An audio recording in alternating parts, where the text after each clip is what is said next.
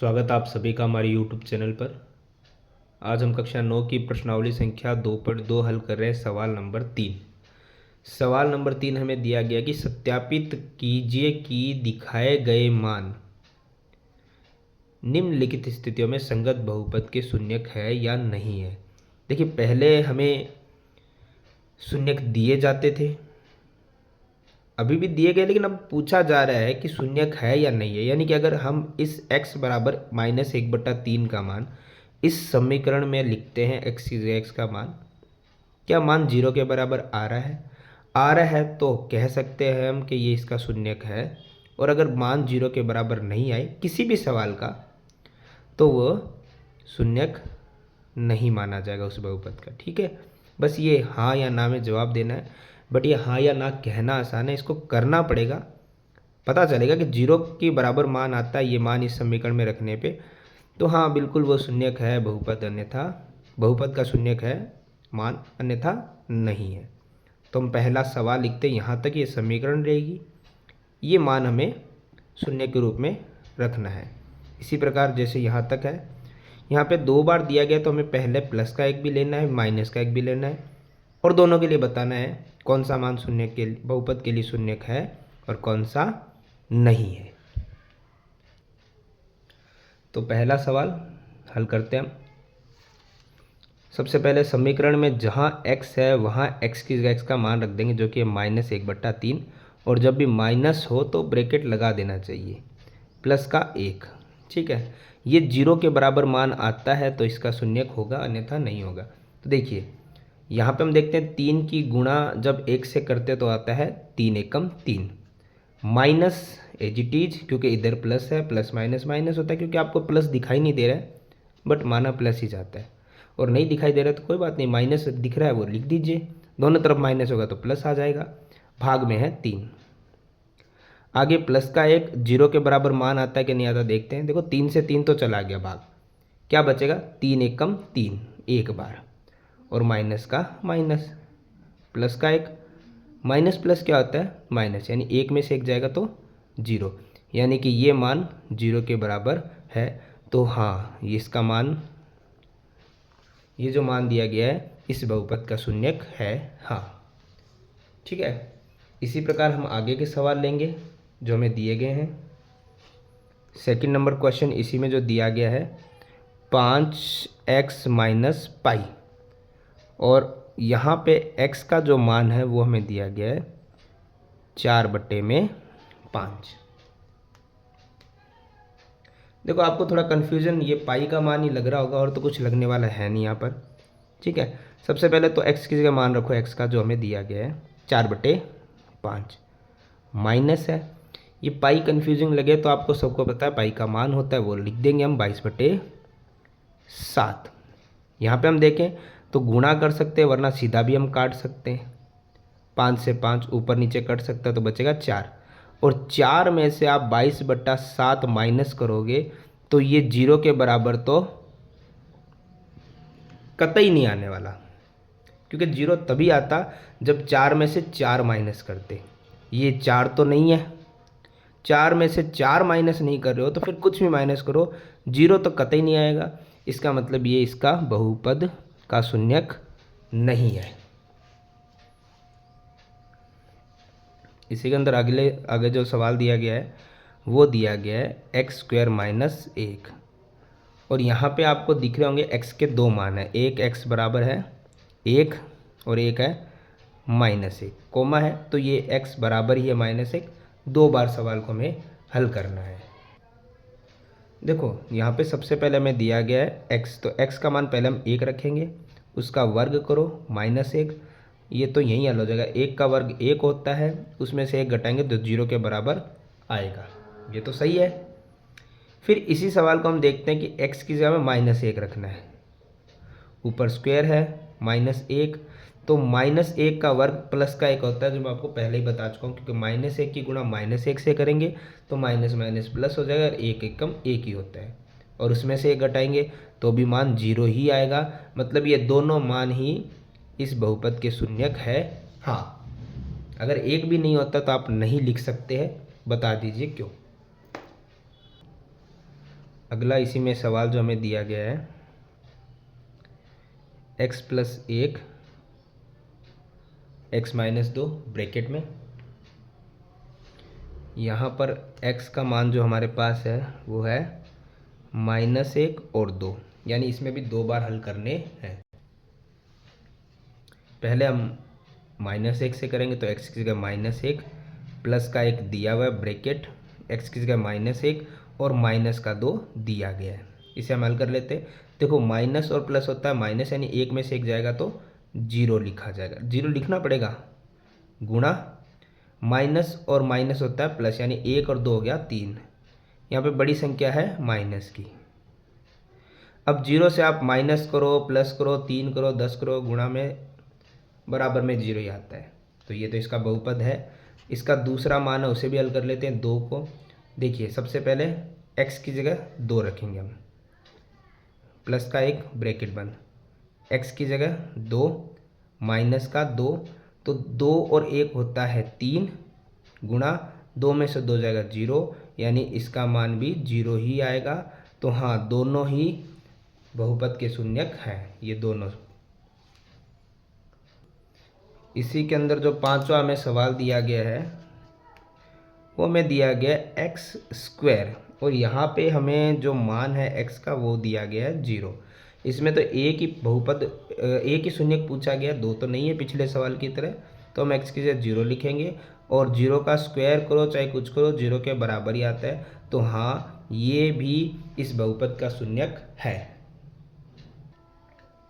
आगे इसी प्रकार का जो सवाल है, यहाँ पे आप देखोगे तो हमें चर चर चर ही नज़र आ रहे हैं। किसका मान निकालें, तो हम देख लेते हैं। यहाँ x बराबर दिया गया, मतलब हमें x का ही मान निकालना दिया गया है, तो उसी के हमें शून्यक निकालने।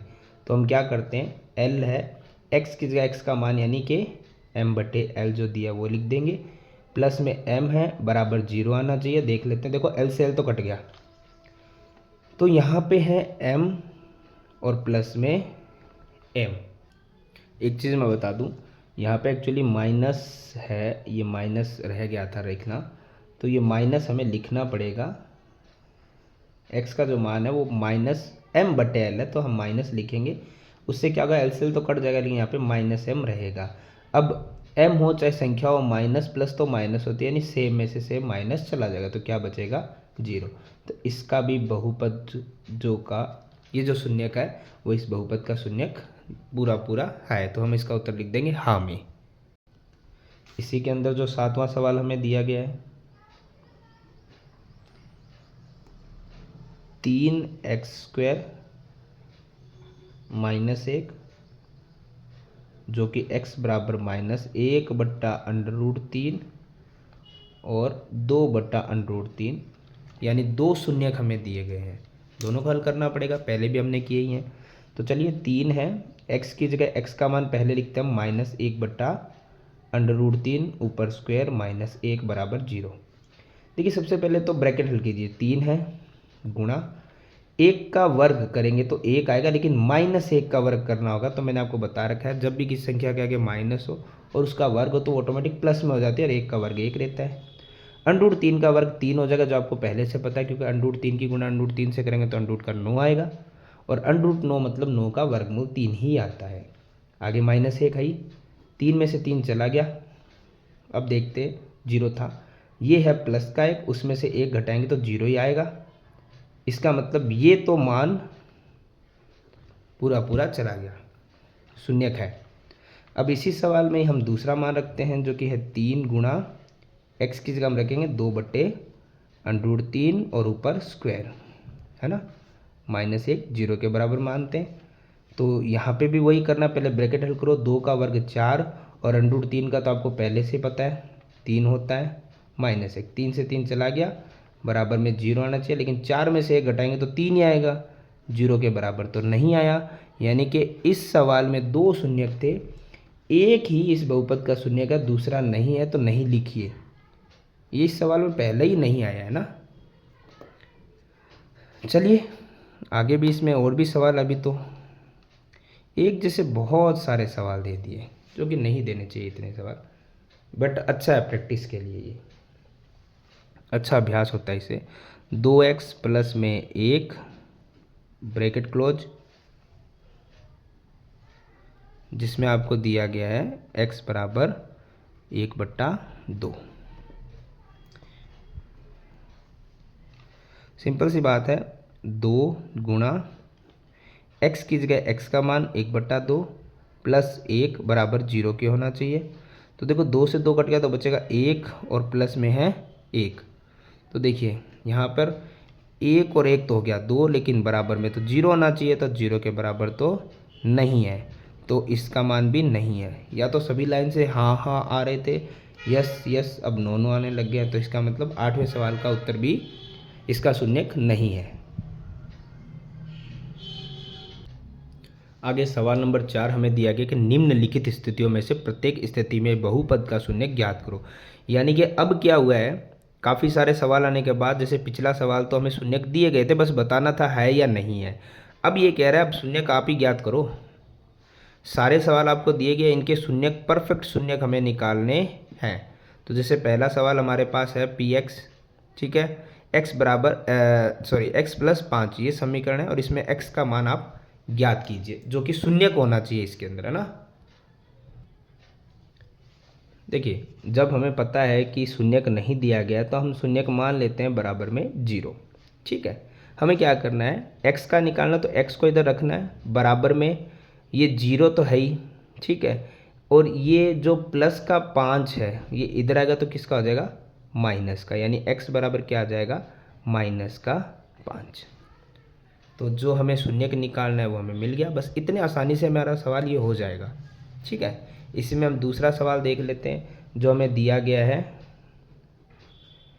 x -5, हमें इसका शून्यक निकालना है। तो इसी प्रकार से रहेगा, x -5 बराबर 0 है, x है, ये माइनस का 5 इधर आएगा तो किसका हो जाएगा, प्लस का 5। अब प्लस तो आप लगाओ चाहे मत लगाओ, एक ही बात है, इसको आप ऐसे भी लिख सकते हो x बराबर 5, क्योंकि 0 में 5 प्लस करो माइनस करो वही रहने वाला है, ठीक है। इसी प्रकार इसका तीसरा सवाल हम लिख लेते हैं, 2x + 5 बराबर में 0। देखो अब एक से अधिक पद है तो इसे कैसे, वैसे तो यहाँ पे भी 2 पद थे ही, पर चलिए 2x है, ये प्लस का 5 इधर है, किसका हो जाएगा, माइनस का, हालांकि 0 में -5 ही रहेगा। x को अकेला ही रखना है, x का शून्यक निकालना है, साथ में 2 का नहीं निकालना है। तो -5 तो है ही, ये 2 जो यहाँ गुणा में है वो बराबर से इधर आएगा तो किस में चला जाएगा, भाग में। तो x अकेला रह जाए, बराबर में मान आ जाए, वो x का शून्यक ही होता है, x हो चाहे y हो, किसी भी बहुपद का, ठीक है। इसी में आगे सवाल नंबर 4 हल करेंगे, जो हमें दिया गया है 3x - 2 बराबर 0 मान लेते हैं हम। देखिए 3x है, ये -2 इधर आएगा तो किसका हो जाएगा, प्लस का, प्लस चाहे मत लगाओ कोई टेंशन नहीं है। और x जो है उसे भी, x के साथ जो संख्या उसे भी इधर लाएंगे, तो जो गुणा में वो आ जाएगी भाग में। जब x अकेला रह जाए तो सामने वाली संख्या ही उसका शून्यक होता है। आगे सवाल नंबर 5, सवाल नंबर 5 में दिया गया है 3x बराबर में कुछ नहीं, क्या मानेंगे हम, 0। अब देखो यहाँ पे प्लस माइनस वाला तो कुछ है नहीं, तो x के साथ जो गुणा में है वो 0 के किस में चला जाएगा, भाग में, क्योंकि 0 तो इधर ही। तो x बराबर 0 में किसी भी संख्या की गुणा करो या भाग करो, 0 ही आने वाला है। तो ये हमारा कंप्लीट। इसी के अंदर छठा सवाल जो हमें दिया गया है ax, और इसमें बोला भी है कि a बराबर 0 नहीं है, क्योंकि हम सवाल से कंफ्यूज इसलिए होते हैं, हमें ये इतनी समीकरण मिली है तो हम क्या सोचेंगे, ओहो ax है बराबर 0 तो मान लिया, लेकिन अब a को इधर भेजे या x को इधर भेजे, क्योंकि अभी तो x चल रहा है तो आपको लग रहा है x को यहाँ रख लेते इसे, लेकिन एक्चुअली है तो दोनों ही चर पद। तो ये कन्फर्म हमें यहाँ पे पेपर जो क्वेश्चन होता है वही क्लियर कर देगा हमें कि हमें a बराबर 0 तो लेना ही नहीं है, यानी a को इधर छोड़ोगे, बराबर 0 शून्यक निकाल रहे ना कि x बराबर 0, x बराबर 0, है ना। तो आप यहाँ पर a का शून्यक निकालने नहीं आए, a को शून्य के बराबर नहीं मानना है, किसको मानना है, x को। तो आप x को ही रखेंगे, क्लियर हो गया, 0 इधर है, और a को अब इधर भेजना है तो गुणा से आ जाएगा भाग में। और आपको पता ही है कि x बराबर 0 में किसी भी चर या अचर पद की गुणा या भाग 0 ही कहलाती और इसी का आखिरी क्वेश्चन, जो इस प्रश्नावली का भी आखिरी सवाल है, वो हमें यहाँ पर दिया गया है cx प्लस डी। यहाँ पे भी कंफर्म किया गया है कि c बराबर 0 नहीं है और वह c और d वास्तविक संख्याएं हैं, रियल नंबर्स। ठीक है, अब कैसे, चलिए देखते हैं। जैसे कि फिर से हम देख ही रहे हैं कि ये भी चर, ये भी चर, ये भी चर, तो काफ़ी सारा चर चराचर हो गया है। ठीक है, हमें क्या करना है, इसने क्लियर बोला कि c को 0 के बराबर नहीं लेना है और c d दोनों वास्तविक संख्या, यानी c और d को तो इधर नहीं रखना है, इधर हमें x ही रखना है। चलो एक तो चीज़ क्लियर होगी, c x छोड़ो, पहले प्लस को इधर माइनस में ले आओ तो ये d हो जाएगा माइनस का। 0 तो पता है, माइनस करो चाहे प्लस करो, उस बाकी संख्या रह जाती है। 0 का वैसे ज़्यादा कुछ है नहीं, और होता है तो बहुत खतरनाक होता है, देख लो तुम। अब x को इधर रखना है, माइनस डी है, ये c 0 के बराबर तो रखना ही नहीं है तो इधर आएगा, गुणा में है तो कहाँ चला जाएगा, भाग में। इसका मतलब x का शून्य क्या आएगा, माइनस डी बटा सी। ये हमारा सवाल और प्रश्नावली 2.2 होती है कंप्लीट।